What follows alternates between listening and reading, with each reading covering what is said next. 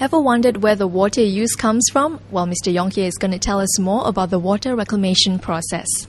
Okay, in our plant, the Changi Water Reclamation Plant, which is our largest and most advanced water reclamation plant to date, what happens here is that it collects the used water from the deep tunnels into a pumping station.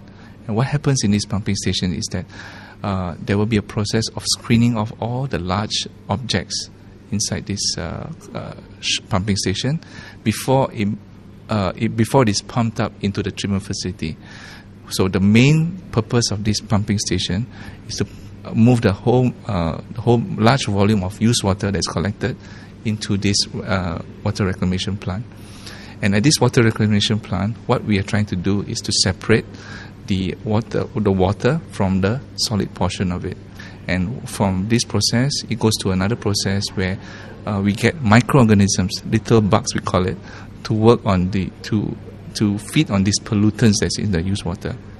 And it goes through another short stage of another settling process, and from that you will get treated used effluent or treated used water that is good enough to be discharged into the sea, or in PUB's case, we try to reclaim it for new water production.